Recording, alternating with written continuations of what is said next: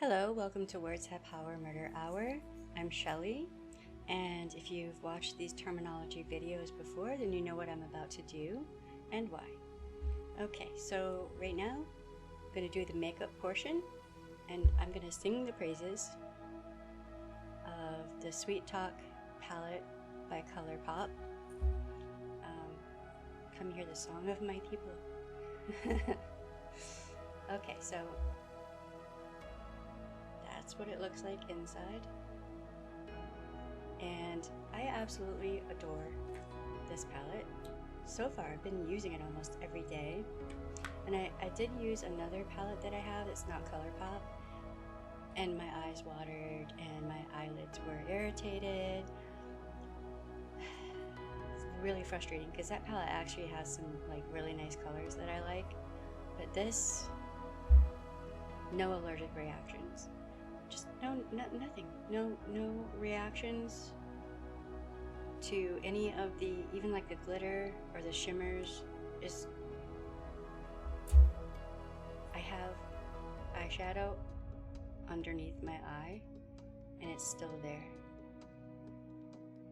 It hasn't like been rubbed away because my eyes were watering or any of that. That is miraculous. And I'm in love with ColourPop so far, and I'm just kind of stunned. Like I guess I had forgotten that eyeshadow shouldn't hurt or irritate my eyes or make my eyes water.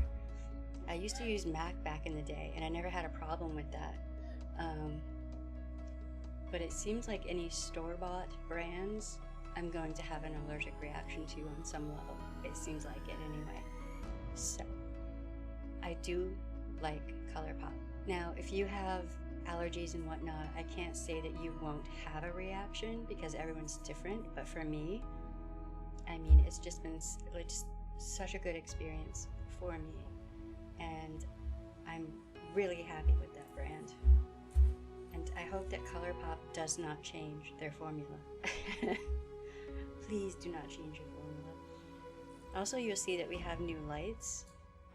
We got them really cheap on sale at Wally World. And somehow, I don't know how I did it, but I actually got them to change. There's an adapter we have to get so that I can control it from my phone. But yeah, I really like the lights that are up there better than the other ones. Okay, so that's the makeup and lighting portion of the video. Today on this episode I'm going to be talking about projection, what that is and what that means. Okay, so what does projection in psychology mean? Projection refers to unconsciously taking unwanted emotions or traits you don't like about yourself and attributing them to someone else. A common example is a cheating spouse who suspects their partner is being unfaithful. So the spouse who is cheating thinks that their partner is cheating, right? And that's just kind of typical with an abuser.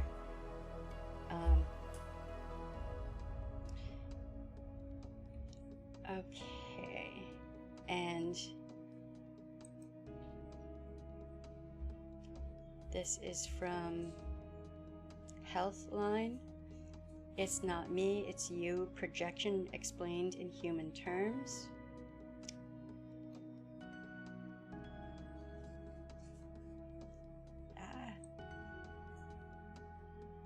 What is projection? Has someone ever told you to stop projecting your feelings onto them? While projection is often reserved for the world of psychology, there's a good chance you've heard the term used in arguments and heated discussions when people feel attacked. But what does projection actually mean in this sense?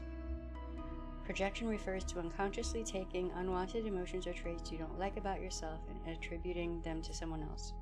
Right. A common example is a cheating spouse who suspects their partner is being unfaithful. Instead of acknowledging their own infidelity, they transfer or project this behavior onto their partner. right? We just covered that, but I mean, I think it bears repeating. Why do some people project? Is there anything that can help someone to stop projecting? Why do we do it? Like a lot of aspects of human behavior, projection comes down to self-defense. Projecting something you don't like about yourself onto someone else protects you from having to acknowledge parts of yourself you don't like. Humans tend to feel more comfortable seeing negative qualities in others rather than themselves. Projection does what all defense mechanisms are meant to do, keep discomfort about ourselves at bay and outside our awareness. Says Koenig. She says that the people who are most prone to projecting are those who don't know themselves very well, even if they think they do. People who feel inferior and have low self-esteem can also fall into the habit of projecting their own feelings and of not being good enough onto others, adds psychologist Michael Bernstein. He points to racism and homophobia as examples of this type of projection on a broader scale. On the other hand, people who can accept their failures and weaknesses and who are comfortable reflecting on the good, bad, and ugly within tend not to project. They have no need, as they can tolerate recognizing or experiencing the negatives about themselves, Koenig adds. Right. So what are some other examples of projection? If you're out to dinner and someone keeps talking and you interrupt, they may accuse you of not being a good listener and wanting attention.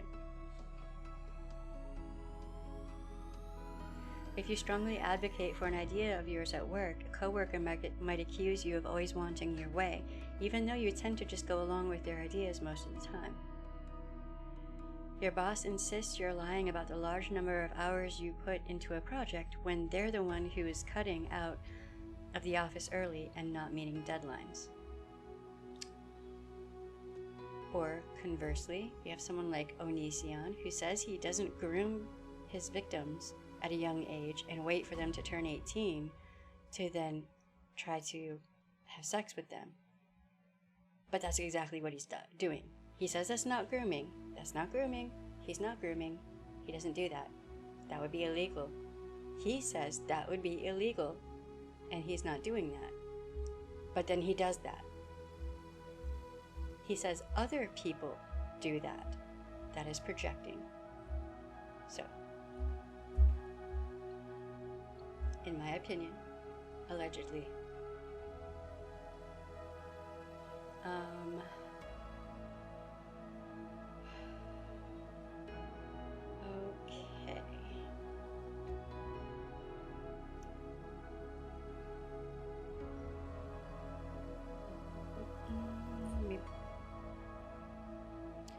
Okay, so with a lot of abusers, it's just part of their arsenal and their tool bag of how to psychologically manipulate and distort the reality that their victims are going through, or that survivors who have left them went through. Let's say you left your abuser and they don't want anyone to know how they behaved and what they did. Well, they might try to tell people that you did the things they did. They will try to potentially project onto you the things they themselves did. Why? Because they don't want to take that blame. They don't want to own their actions and their behaviors and how they treated you. They want everyone to think you are the one at fault. You are the one to blame.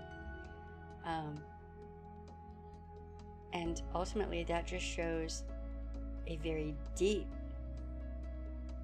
level of weakness and fear within themselves. They're not able to face themselves.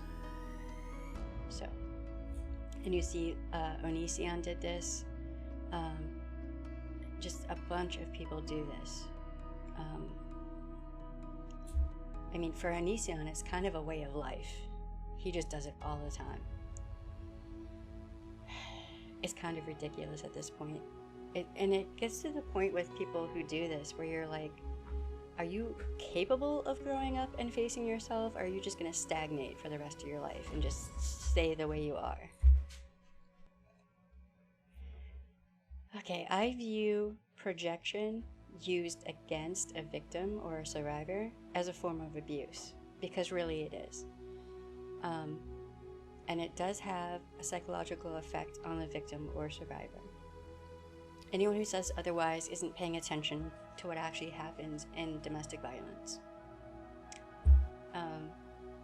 Okay, so that is the projection episode.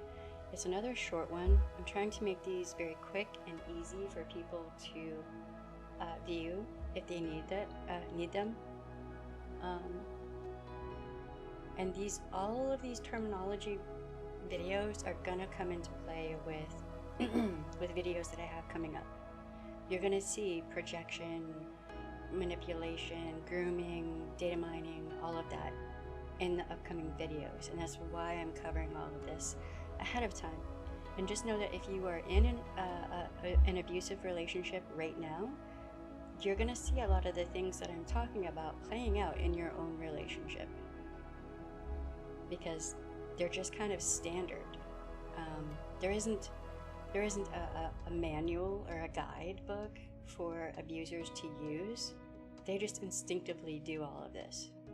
So, but there are resources for those people who are victims or survivors of domestic violence that educate you on these things to help you be able to spot them ahead of time and avoid an abusive relationship. So if you're dating someone and you notice they're kind of maybe lightly projecting things onto other people, eventually they're going to do that to you too. That's a red flag. This is a red flag, okay? If they're always on and on and on and on and on about how all their exes were crazy and, you know, all this and that, that is probably projection. They're projecting onto their exes the things that they themselves did. That is a red flag. Okay. All right, I mean, for example, I have had some amazing and wonderful relationships. And I've also had a couple really bad, abusive relationships.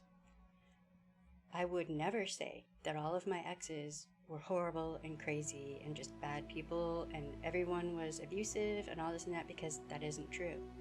But an abuser will say that all of my exes were abusive and crazy and all this and that, and place all the blame for the downfall of a relationship on their exes. It's never them, it's always their exes. Okay. Alright, so remember, your no should be respected. And if it isn't, you should cut that person out of your life. If you see red flags ahead of time, as soon as you see one, cut that person out. Run in the opposite direction so fast that you leave your shoes behind. Alright, love y'all. See you later. Bye. Hello. If you have enjoyed this video, and if you're enjoying my channel, then please like, subscribe, share, follow, ring the bell, and hit all. Comment, all of the above. It all helps with the algorithm to get the videos up so that people who need them can see them. And that is the whole point of what I'm doing. Thank you, and have a good day, night, or whatever. Bye. See you later.